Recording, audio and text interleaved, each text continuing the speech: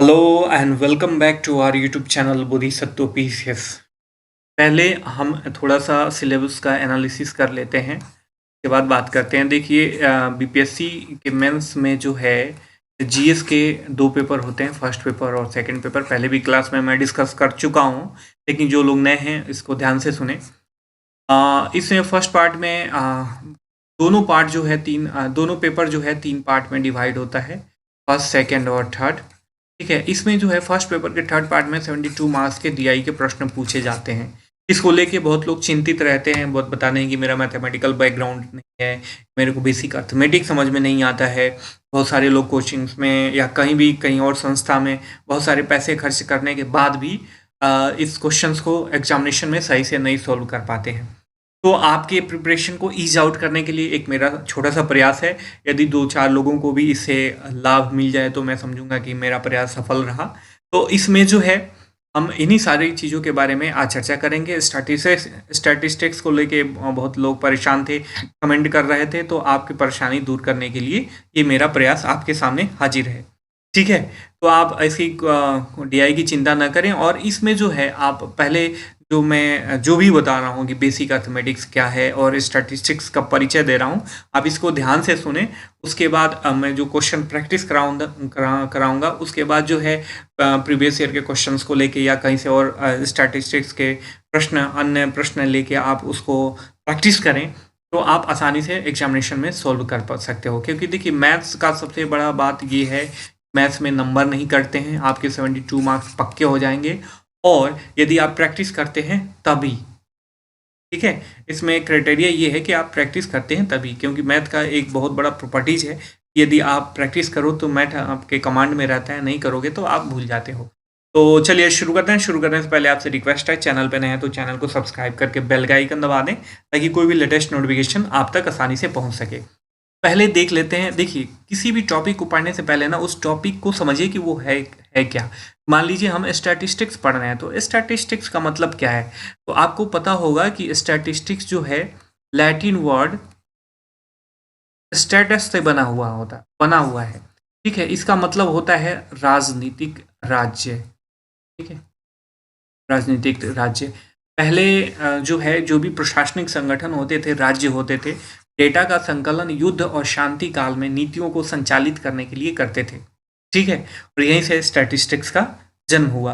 तो देखिए, हम स्टैटिस्टिक्स कोई भी सब्जेक्ट, जैसे बीपीएससी आपको कहती है कि ये सब्जेक्ट आप पढ़ो या आप अपना ऑप्शनल कोई सा भी ऑप्ट करो, तो हर एक सब्जेक्ट के पीछे बीपीएससी का या किसी भी संस्था का एक मोटिव होता है, एक सब्जेक्ट का मोटिव होता है। जैसे आप मान लो हिस्ट्री पढ़ रहे हो, तो हिस्ट्री का मोटिव ये है कि आपको क्रोनोलॉजी बताए और प्रीवियस ईयर की जो घटनाएं, जो लाभ, उपलब्धियां हैं, उसका एनालिसिस करके आप ये जान सको कि हमको क्या करना है और क्या नहीं करना है। उसी तरह स्टैटिस्टिक्स का मतलब क्या होता है, ये आपने स्टैटिस्टिक्स की शुरुआत कैसे हुई ये आपने समझ लिया।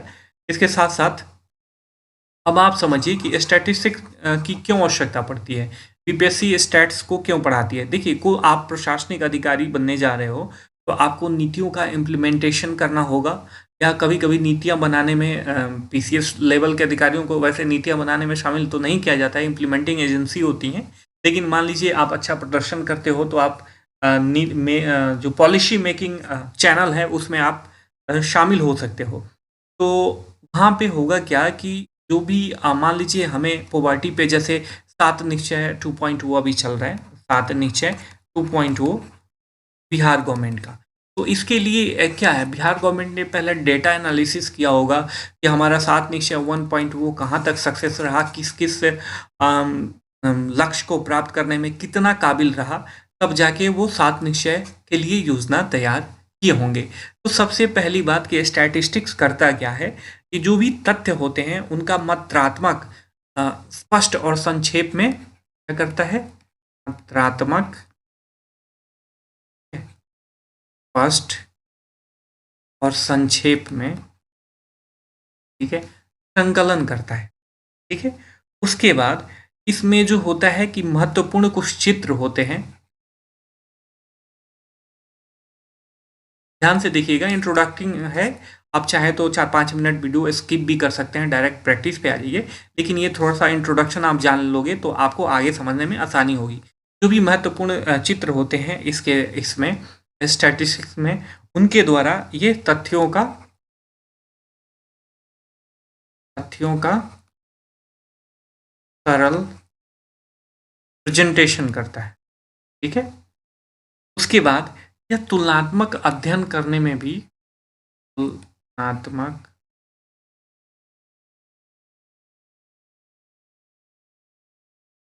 अध्ययन करने में काम आता है। ठीक है, तथा आपस में संबंध, जो भी डेटा है उनके आपस में क्या संबंध है, आपस में संबंध खोजने के काम आता है। तथा भविष्य में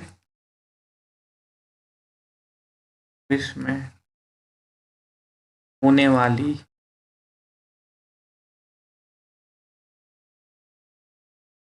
घटनाओं की जानकारी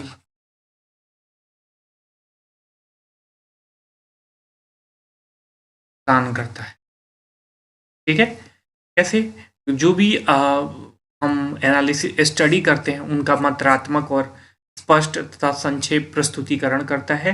महत्वपूर्ण चित्रों के माध्यम से, जैसे बार डायग्राम हो गया, मैं आगे बताने वाला हूँ, जो भी तथ्य हम इकट्ठा करते हैं उनका सरल प्रेजेंटेशन करता है, तुलनात्मक अध्ययन करने में सहायता करता है, आपस में डेटा में आपस में क्या संबंध है इसके बारे में बताता है, तथा जो भी भविष्य में होने वाली घटनाएं हैं उनकी जानकारी प्रदान करता है। स्टैटिस्टिक्स का ये लाभ है। अब देखिए, स्टैटिस्टिक्स में मेन बात हम क्या करते हैं कि हम डेटा संकलन करते हैं। क्या करते हैं? Collection of data. ठीक है, पहले देखते हैं कि डेटा कितने प्रकार के होते हैं। यही तो होता है समंक। ठीक है, समंक कितने प्रकार के होते हैं? तो डेटा जो है 2 प्रकार के होते हैं, एक प्राथमिक और द्वितीय। पहला प्राइमरी, सेकेंडरी। ठीक है, प्राइमरी डाटा जो होता है इसको बोलते हैं हिंदी में प्राथमिक, ये समझ लीजिए आपको, तो समंक, और दूसरा होता है द्वितीयक समंक। ठीक है, प्राथमिक समंक जो होता है यह प्रथम बार में एकत्र किया जाता है, प्रथम बार में एकत्र। और यह मौलिक होता है, चरित्र इसकी क्या होती है? चरित्र में मौलिक होता है, मौलिक होता है। जबकि द्वितीयक समंक ये होते हैं कि अन्य स्रोतों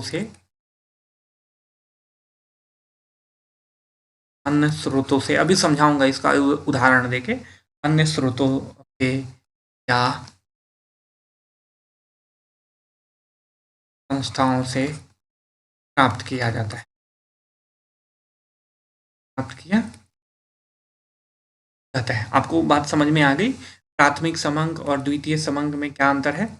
ठीक है, ये हो गया आपका प्राइमरी डाटा और ये हो गया आपका सेकेंडरी डाटा। प्राइमरी डाटा जो है प्रथम बार में एकत्र किया जाता है और चरित्र इसकी मौलिक होती है। अब मान लीजिए कि जैसे हम सेंसस होता है, आपने सेंसस देखा होगा, जनगणना देखी होगी, तो एक एक द्वार पे जाके जो भी जनगणना के कर्मचारी होते हैं आपसे पूछते हैं आपके परिवार में कितने लोग हैं, कितने मेल हैं, कितने फीमेल हैं, बुजुर्ग हैं, ये हैं, ये सारी चीज़ें एकत्रित की जाती हैं। तो ये क्या हो गया? एक तरीके के आमने सामने जो डाटा एकत्र कर रहे हैं, जो मेन डाटा का ओरिजिनल स्रोत है उसी से जाके डाटा एकत्र कर रहे हैं। तो ये डाटा किस प्रकार की डाटा कहलाएगी? प्राथमिक डाटा।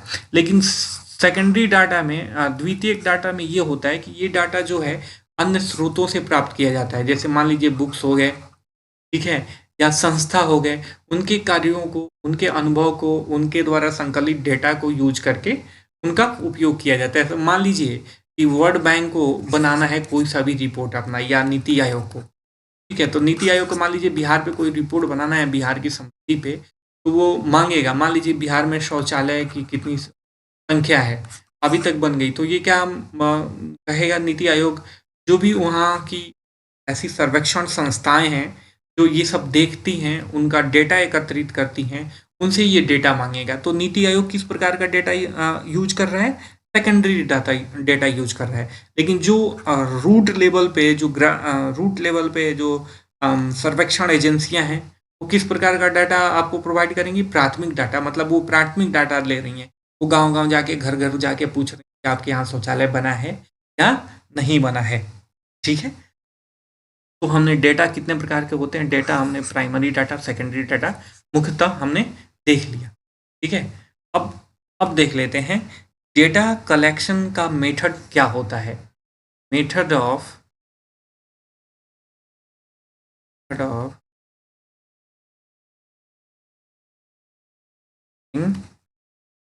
डाटा। ठीक है, ये दो प्रकार के होते हैं। एक संगणना विधि,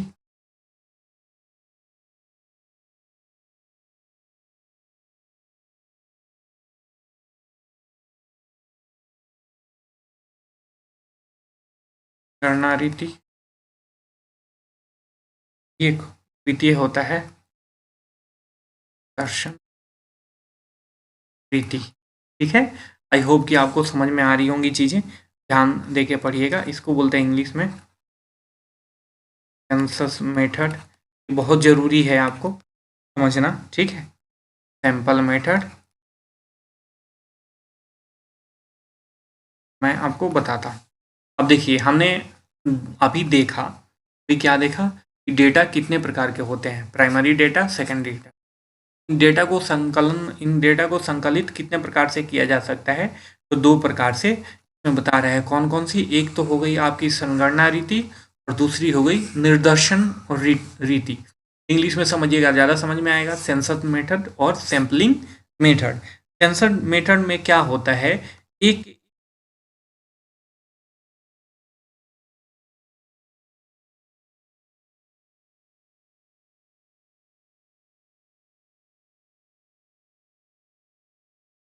जैसे नाम से ही बता रहा है, जैसे एग्जाम्पल यहाँ पे समझ लीजिए। जैसे हम सेंसस का डेटा एकत्र करते हैं, तो ये क्या हो गया, संगणना रीति के द्वारा उसका डेटा एकत्रित करते हैं। ठीक है, और सैंपल मेथड में हो गया कि इसमें जो है, जो भी लीडिंग संस्थाएं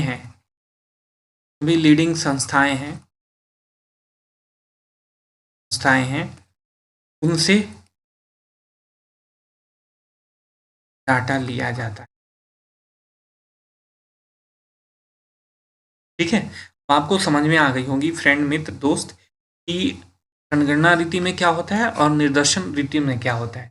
संगणना रीति मतलब census method, direct face to face, या जो भी प्राइमरी सोर्स ऑफ डेटा है, रूट पे जाके डेटा एकत्रण को बोलते हैं संगणना रीति। और निर्देशन रीति जो भी ग्रास रूट लेवल पे काम करने वाली, डेटा संग्रहण करने वाली संस्थाएं हैं, उनसे हेल्प लेके डेटा लिया जाता है। तो मान लीजिए, अभी जैसे मैंने बताया कि नीति आयोग को कोई प्लान बनाना है, या सरकार को कोई नीति आयोग प्लान नहीं बनाती है, सरकार को, नीति आयोग को गरीबी दूर करने के लिए कुछ सुझाव देना है।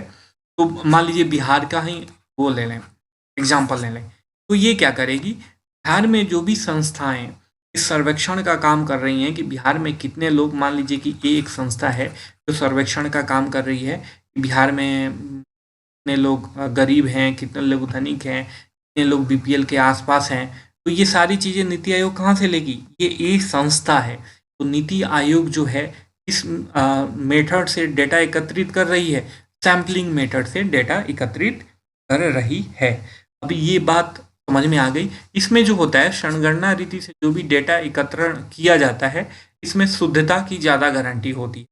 ठीक है, ये अत्यधिक शुद्धता होती है। ठीक है, और इसमें जो है उतनी शुद्धता नहीं होती है। ठीक है, इसके बराबर शुद्धता नहीं होती है निर्देशन रीति में। ठीक है, अब देखिए, जो भी इससे डेटा एकत्रित किया जाता है, उसको प्रेजेंट कितने प्रकार से किया जाता है। तो यहाँ से हमारा मेन सिलेबस का कोर है सिलेबस का तैयार हो गया। Presenting of data.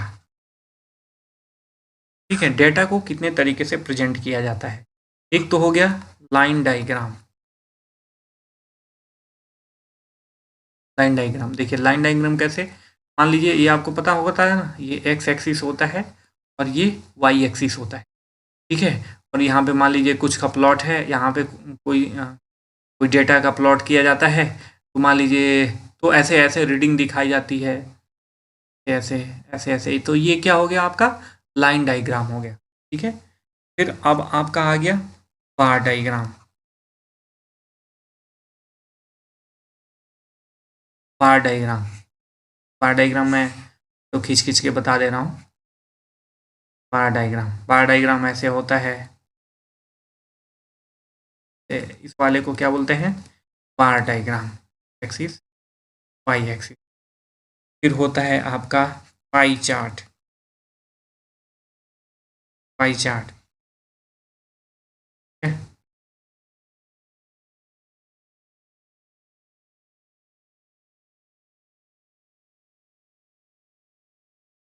तो भी मान लीजिए 30 डिग्री ये हो गया, मान लीजिए आपका 100 डिग्री या कुछ भी 5 डिग्री समथिंग समथिंग, ये क्या हो गया पाई चार्ट हो गया। ठीक है, अब आपको आता है मिक्स डायग्राम। एक आता है आपको मिक्स डायग्राम।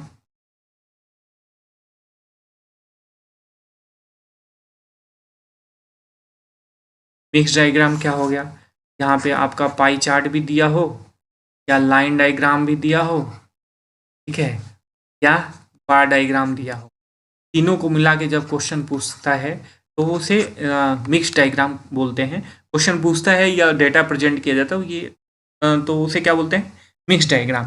ठीक है, तो ये जो हमने चार पढ़ा, तो हमने अभी ये चार देखा ना कि डेटा किस किस तरीके से प्रेजेंट किया जा सकता है। एक लाइन डायग्राम हो गया, एक बार डायग्राम हो गया, एक पाई चार्ट हो गया, और एक ये हो गया आपका मिक्स डायग्राम। तो बीते दिनों जो भी बीपीएससी का ट्रेंड रहा है, बीपीएससी मेंस का स्टैटिस्टिक्स के या डीआई के प्रश्न पूछने का, ये यही रहा है। इन्हीं 3-4 ग्राफों पे प्लॉट करके प्रश्न पूछा जाता है और आपको उसका सीधे सीधे आंसर देना होता है डेटा ऑब्जर्वेशन के बाद। इसके अलावा देखिए, इसको सब डिवाइडेड बार डायग्राम से भी दर्शाया जा सकता है। सब डिवाइडेड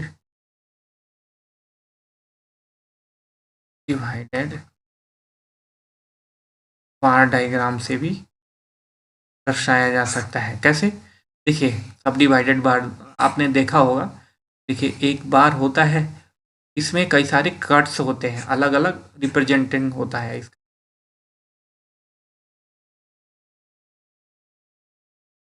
ठीक है, तो ये हो गया आपका सब डिवाइडेड बार। यहाँ पे मान लीजिए 5 रहेगा, यहाँ पे 10 रहेगा, और यहाँ पे मान लीजिए 20 रहेगा। ठीक है, तो इसको स्टडी किस प्रकार से किया जाता है, हम सिलेबस पूरा करने पर जो हमारा मेन कोर है इसको भी देख लेंगे कि मान लीजिए कि इस तरीके का अगर प्रश्न पूछ दे तो आपको कोई परेशानी ना हो। इसी तरीके का परसेंटेज बार डायग्राम भी दिखाया जाता है।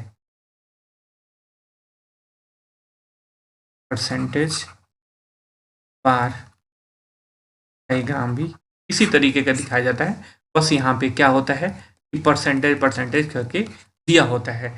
तो हमने जाना, अभी तक क्या जाना हमने, स्टैटिस्टिक्स क्या होता है और स्टैटिस्टिक्स पढ़ने का क्या लाभ है।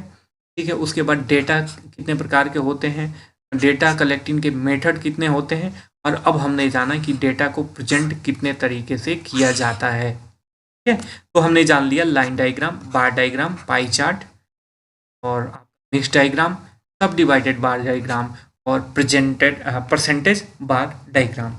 आपको यहाँ तक चीज़ें समझ में आ गई। अब हम पढ़ते हैं बेसिक अर्थमेटिक। ठीक है, इसे बोलते हैं बेसिक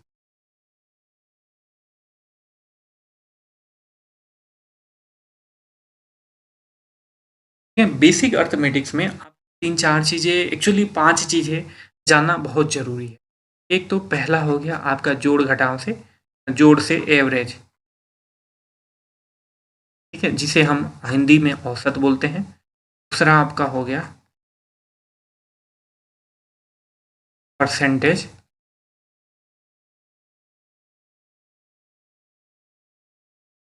देखिए कुछ नहीं है इसमें, बस आपको थोड़ा सा सावधानी बरतनी होगी, प्रैक्टिस करना होगा। ठीक है, ये हो गया आपका एवरेज, ये हो गया आपका परसेंटेज, ये हो गया आपका रेशियो, का सिंबल दे दे रहा हूँ। फिर आपका आता है प्रॉफिट एंड लॉस पे बेस्ड जो होता है, इसी पे बेस्ड होता है इनकम और एक्सपेंस, ठीक है, आय और व्यय, ठीक है। एक 60वीं से 62वीं का क्वेश्चन मैं आपको सॉल्व करके दिखाऊंगा आगे। बहुत ही डायनेमिक प्रश्न है, आय व्यय पे बेस्ड है, इसमें सब चीज़ यूज होता है, percentage, average, profit and loss. तो प्रैक्टिस करके दिखाऊंगा आपको। फिलहाल इसको समझिए, average, percentage, ratio, profit, loss, इसमें आय और व्यय का कंसेप्ट जो है एक्चुअली डीआई में किस तरीके का यूज होता है इसका, ठीक है। तो देखिए, आपने चौथे 5वीं कक्षा में पढ़ा होगा कि एवरेज क्या होता है। तो एवरेज जो भी अंक दिए होते हैं, जो भी आइटम्स दिए होते हैं, उन सब आइटम्स का योग प्लस आइटम्स, सब आइटम्स का योग को जब डिवाइड करते हैं आइटम के नंबर से तो एवरेज निकलता है। मान लीजिए कि 5 आदमी है और 5 आदमी के पास रुपयों की संख्या मतलब रुपया कितना कितना है। मान लीजिए ए के पास है 5 रुपया, बी के पास भी 5 रुपया है, डी के पास 10 रुपया और डी के पास आपका मान लीजिए 5 रुपया, या मान लीजिए 20 रुपया, ठीक है। तो एवरेज इसका क्या होगा, एवरेज कितना कहा जाए कि एवरेज कितना रुपया सबके पास है। तो क्या करेंगे, इसको सबको जितना भी मनी है पांचों के पास, सबको एक्यूमुलेट करेंगे पहले। Firstly we will add the whole money of all participant या ऑल मेंबर्स। तो 5 + 5 + 10 + 20, ठीक है। और टोटल मेंबर्स कितने हैं, 1 2 3 4, 4 हो गए। तो 5 और 5 कितना हो गया आपका, 10 10 20 20 40, 40/4, ये हो जाएगा 10। ऑन एवरेज सबके पास 10 रुपये है, ठीक है। तो आपको एवरेज का कंसेप्ट समझ में आ गया। अब बात आती है परसेंटेज की। परसेंटेज है क्या, देखिए मैं पहले भी बता चुका हूँ आपको क्लास में। देखिए, परसेंटेज मतलब प्रति 100, 100 में कितना, प्रति 100 मतलब 100 में कितना। मान लीजिए कि 4% की बात कर रहा है, तो 100 में कितना, 4, तो लिख सकते हैं 4/100। परसेंटेज का मतलब हुआ 1/100। इसको मिटा देता हूँ कि आपको मैं समझा सकूँ, ठीक है। परसेंटेज मतलब प्रतिशत, प्रतिशत को आप डिवाइड करोगे तो प्रतिशत मतलब 100 में कितना, तो प्रतिशत का मतलब होता है 1/100। तो 4% का मतलब, यदि प्रतिशत का मतलब 1% का मतलब 1/100, तो 4% का मतलब 4/100, 5% का मतलब 5/100, ठीक है। अगर कोई कहे कि 200 का 20% कितना होगा, तो ऐसे क्या करेंगे, 200 × 20/100 कट जाएगा, ठीक है। ये कितना हो जाएगा, 40, ठीक है, ठीक है ना। तो अब कहे कोई कि x का 20% मान लीजिए 50 है, तो x का वैल्यू कितना होगा, कैसे करेंगे, x × 20/100 will be equal to 50, 20 बचे 100, कितना हो जाएगा, x/5 = 50। अब कैंची गुणा करते हैं ना, कि अंश अगर खाली अंश दिया हो तो नीचे हर एक मान लेते हैं हम, कैंची गुणा करेंगे तो ये ऊपर नीचे चला जाएगा, x बराबर हो जाएगा 250। 250 का 20% बराबर कितना होगा, 50। तो आपको परसेंटेज का सिनारियो समझ में आ गया कि परसेंटेज किसे कहते हैं, ठीक है। अब बात आती है रेशियो की, अनुपात की। रेशियो, अनुपात, अनुपात का मतलब मान लो दो राशियों के बीच कंपैरिजन करते हैं ना, तो उसी को हम रेशियो बोलते हैं। माना माना कह रहा है कि ए के पास 50 रुपये है, ठीक है, और बी के पास 100 रुपये है। तो इन दोनों के पास जो भी राशिज हैं उनका अनुपात कितना होगा, तो मतलब A/B अनुपात ऐसे ही निकालते हैं। तो ए हो गया आपका 50 और बी हो गया 100, 5 दूना 10, 1/2 हो गया, ठीक है। इसे या तो 0.5 लिख सकते हैं या ऐसे लिख सकते हैं 1:2। 2 का रेशियो है। ठीक है, जब रेशियो पूछता है तो 1:2 ही लिखेंगे, 0.5 लिखने का कोई औचित्य नहीं है। ठीक है, तो आपको रेशियो का कंसेप्ट समझ में आ गया ना। ऐसे ही निकालते हैं। मान लीजिए कि ए के पास 10 रुपया है, बी के पास 20 रुपया है, सी के पास 30 रुपया है, तो ए और बी सी के पास जो भी राशि हैं उनका अनुपात कितना होगा, तो ये हो जाएगा 10:20:30। अब इसमें भी फ्रैक्शन के जैसे अगर कुछ कॉमन है तो काट देते हैं, तो देखिए सब में 10 कॉमन है तो 10-10 कट जाएगा। ठीक है, तो ये हो जाएगा 1:2:3। एकदम सिंपलेस्ट फॉर्म में लिखते हैं। तो ये रेशियो का भी कंसेप्ट आपको समझ में आ गया। अब देखिए जो मुख्य मुद्दा है इस बेसिक अर्थमेटिक का, तो अक्सर लोगों को परेशान करता है, वो है आय और व्यय का कंसेप्ट। आय, व्यय, और इसमें लाभ का या हानि का जो भी कंसेप्ट बनता है वो। देखिए आय यहाँ पे किस तरीके से समझें। मान लीजिए कि ये जो है, एक आप पेंसिल का मैन्युफैक्चरिंग कर रहे हैं, तो पेंसिल का मैन्युफैक्चरिंग कर रहे हैं तो आप पेंसिल के लिए लकड़ी लाएंगे, लेड लाएंगे, मशीन स्थापित करेंगे, पेंटिंग करेंगे और मजदूर अप्लाई करेंगे। तो ये सबका अलग अलग फैक्टर कॉस्ट होगा, अर्थात लागत मूल्य होगा। और ये लागत मूल्य जो है इसका क्या निर्धारित करेगा, सीपी निर्धारित करेगा। ठीक है, मतलब इस पे आप जितना व्यय कर रहे हो वो किसके बराबर है, सीपी के बराबर है। तो व्यय क्या हो गया, जो भी स्टैटिस्टिक्स में या डीआई में व्यय का मतलब आप समझ लीजिए कॉस्ट प्राइस, अर्थात क्रय मूल्य, अर्थात इतना खर्च करके जो है आप इस पेंसिल का निर्माण कर रहे हो। तो व्यय का कंसेप्ट समझ में आ गया। जब इसी को आप सेल आउट करोगे, ठीक है, इसी को जब आप सेल करोगे अर्थात इसका विक्रय करोगे तो आपको क्या प्राप्त होगा, आय प्राप्त होगी। तो आय बोले तो विक्रय। ठीक है, अब देखिए लाभ और हानि का कॉन्सेप्ट क्या होता है।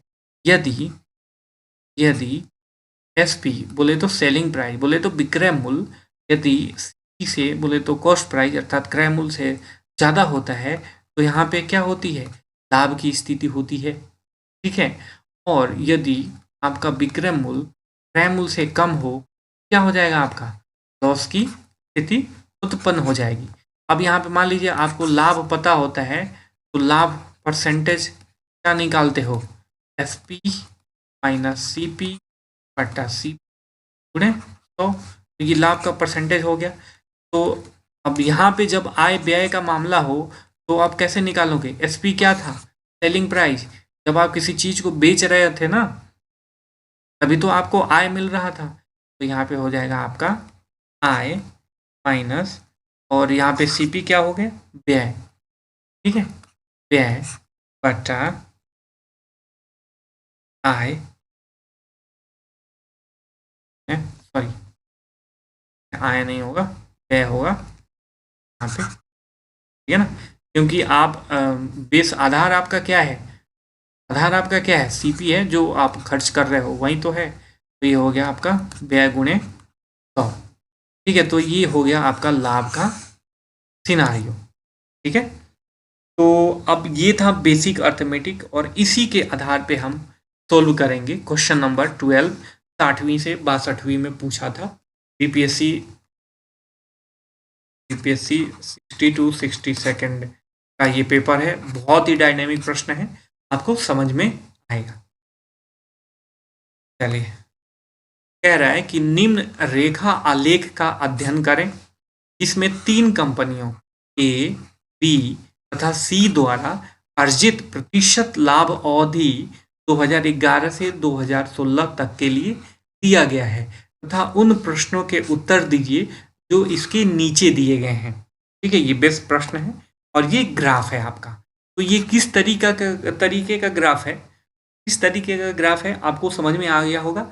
ये सब लाइन लाइन बने हुए हैं, लाइन डायग्राम है। क्या है, ये लाइन डायग्राम है। लाइन डायग्राम मैंने यहाँ पे बताया था ना, देखिए ये समझ में आ गया आपको, लाइन डायग्राम है। ठीक है, अब देखिए आपको समझ में आ गया कि यहाँ पे कह रहा है कि ए बी सी 3 कंपनियां हैं और इन 3 कंपनियों का 2011 से 2016 तक के बीच का लाभ दिया हुआ है। आप इसका एनालिसिस करें और इसी के बेस पे आप क्वेश्चन को सॉल्व करें। ठीक है, तो चलिए हम देखते हैं क्या है। अब देखिए यहाँ पे देखिए ये जो सिंबल दिया हुआ है, ध्यान दीजिएगा, जो लाइन है कौन सा लाइन ए को डिफाइन करता है, ये वाला लाइन ए को, ये वाला बी को और ये वाला सी को, ठीक है। ये स्क्वायर वाला ए को और ये ओवल वाला बी को और ये स्टार वाला सी को। तो आप इसे ध्यान में रखना, ठीक है। मैं इसे यहाँ पे वो मिटा के ए बी सी लिख देता हूँ, ताकि आपको जो है किसी तरीके की दिक्कत।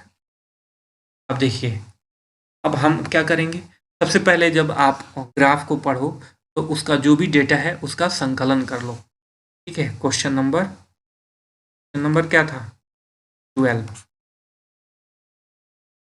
हमारी कंपनियां कितनी थी, 3 थी, ए बी कंपनियां हो गई।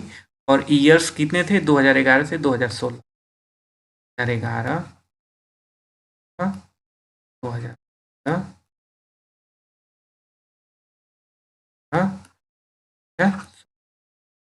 ठीक है।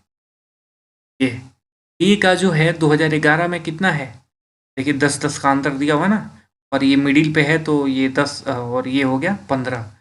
तो 2011 में कितना है, 15%, ठीक है। सब लाभ प्रतिशत दिया हुआ है, तो ये कितना हो जाएगा आपका, 15%।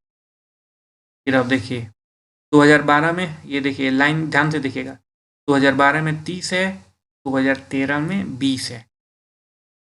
2012 में 30%, 2013 में 20%।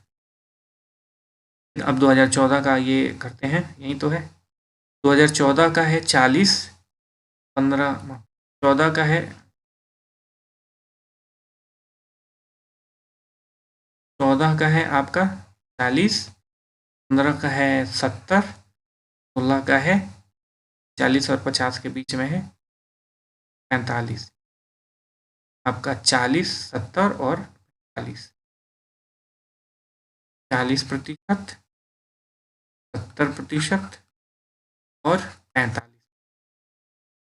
थोड़ा सा इसको जो है हम कलर चेंज कर लें ताकि पॉच पॉच ना हो, ये रीडिंग करेंगे, ठीक है।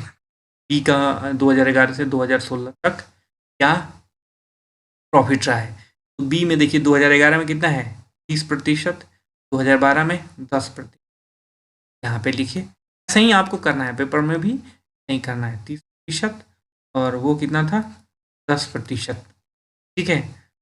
और फिर देखिए, 2013 में बी का कितना है 40, 2014 में कितना है 60, और 2015 में भी 60 है, और 2016 में 30 है। तो 40, 60,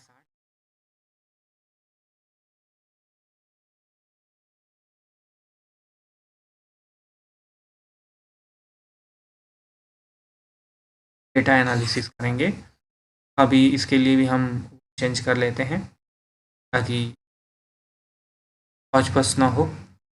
तो देखिए डेटा एनालिसिस सी का करते हैं, तो सी का 2011 में कितना है 40, 12 में 20 और आपका 13 में 30, 40, 20 और 30, 40%, 20% और 30%। बच गया 2014, 2014 है ना, 2014 में है 70, 15 में है 40 और 16 में है 60, 70, 40 और 70% और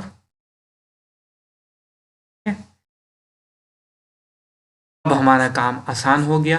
अब जो हम बेसिक अर्थमेटिक सीखे हैं उसी पे प्लॉट हमको क्वेश्चन करना है। देखिए पहला नंबर क्वेश्चन कह रहा है, अब इसकी हमें कोई आवश्यकता नहीं है, ठीक है। पहला नंबर क्वेश्चन कह रहा है कि वर्ष 2012 में कंपनी ए की आय 60 लाख थी, ठीक है, जो वर्ष 2013 में 30% बढ़ गई। तो कंपनी बी का वर्ष 13 में व्यय ज्ञात करें, ठीक है। कह रहा है आय, आय बोले तो आपको समझाने के लिए बता रहा हूँ, यहाँ पे एसपी मतलब बेच रही है, कंपनी बेच रही है बी 2013 में कितने रुपये का, 60 लाख रुपये, ठीक है। जो वर्ष 2013 में 2000 ये 12 का सेलिंग है, 2013 का आय है, 12 का आया है, जबकि 2013 में यह 30% बढ़ गई। 2013 में क्या क्या कह रहा है, यह 30% बढ़ गई है। ठीक है ना। मान लीजिए कि यहाँ पे दिया हुआ कि 2012 में 60 लाख थी, तो 2013 में क्या हो गई, 30% बढ़ने के बाद तो 60 गुने 130/100। मान लीजिए अगर कोई राशि दी हुई है, मान लीजिए ये राशि बी है, में कह रहा है कि 20% की वृद्धि के बाद कितना होगा, तो 120/100 लिखेंगे। अगर वही कहे कि 20% हानि के बाद कितना होगा, 100 गुणे 80/100 लिखेंगे। समझ रहे हैं ना।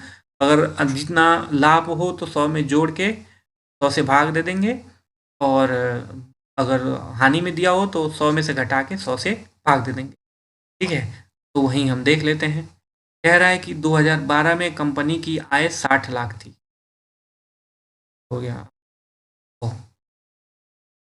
ठीक है ना। इसी से ब्लैक से ही बनाते हैं। 2012 में कंपनी की आय 60 लाख।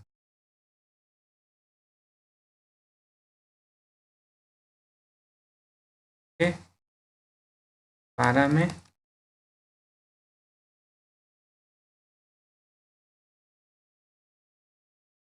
की एक बना के दिखा रहा हूँ, 8 लाख। ठीक है, तो 2013 में कितना हो जाएगा, 2013 में 30 में कितने प्रतिशत की वृद्धि हो रही है, 30% की हो रही है। तो अभी आपने मैंने बताया 60 लाख हो रही है, उसका जोड़ के बट्टा 100 कर देंगे। देखिए हम यहाँ पे चाहें तो लाख भी लिख सकते हैं, पूरा सुनना देके इन शॉर्ट में लिख दिया ताकि आपको आसानी हो। ठीक है, 13 छक कितना हो जाएगा, 78 लाख। अब 2013 में जो कंपनी की आय है वो कितना हो गई, 13 लाख, सॉरी 78 लाख। अब क्या कह रहा है, अब कह रहा है कि कंपनी बी का वर्ष 13 में व्यय ज्ञात करें। कंपनी बी का वर्ष 13 में व्यय ज्ञात करना है। कंपनी बी का वर्ष 13 में व्यय ज्ञात करना है।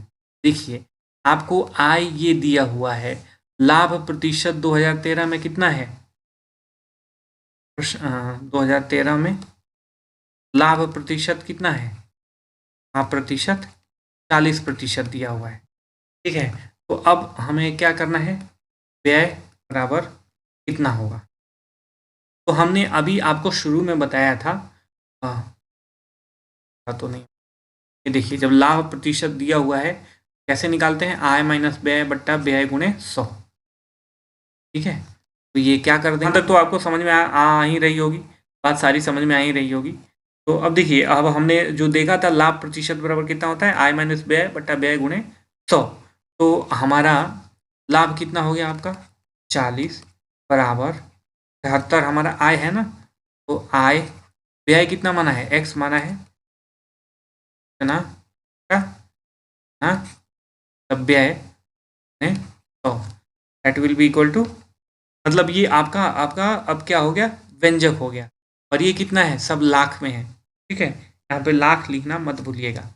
तो अब क्या कीजिए, अब करना क्या है, देखिए कैंची या गुणा करना है। ठीक है, ये देखिए इसमें 100 का मतलब हुआ गुणा 100 का मतलब हुआ 100 से ऊपर नीचे भाग करेंगे, तो ये वाला नहीं, केवल 100 का जो ये टोटल मल्टीप्लिकेशन है ना उसमें भाग करना है, तो ये इधर चला जा सकता है।